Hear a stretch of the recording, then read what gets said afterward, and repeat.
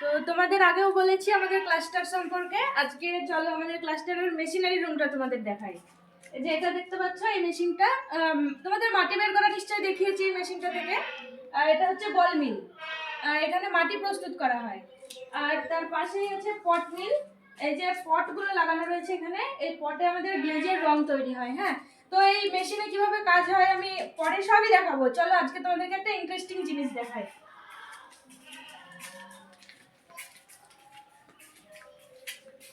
এখানে রয়েছে দুটো গ্যাস ফার্নেস, এই একটা আর এই একটা। এই যে ফার্নেসটা এখন তোমাদের দেখাতে যাব, এই ফার্নেসে সম্পূর্ণ মাল লোড করা আছে। চলো খুলে দেখাই।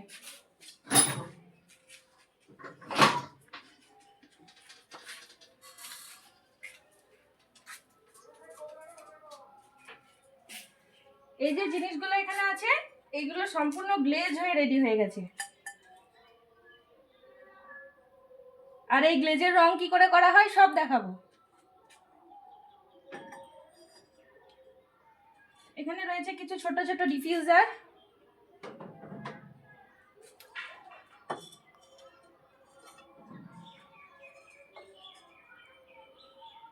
আর এটা দেখো, এটা হচ্ছে একটা প্লান্টার।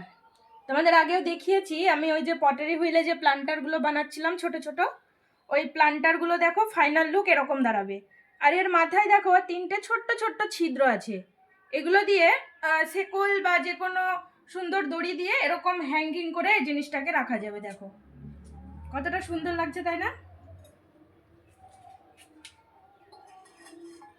আরো কাছ থেকে দেখাই তোমাদের, উপর থেকে নিচ পর্যন্ত কি কি আছে।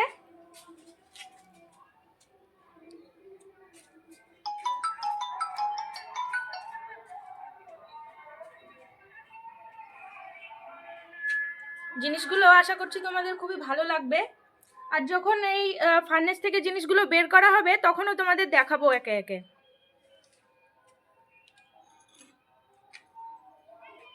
এটা হচ্ছে আমাদের কাঁঠালিয়া মৃৎশিল্প সমবায় সমিতি লেখা একটা ছোট্ট ঢাকনা, আমরা বানিয়েছিলাম আমাদের অফিসে রাখার জন্য।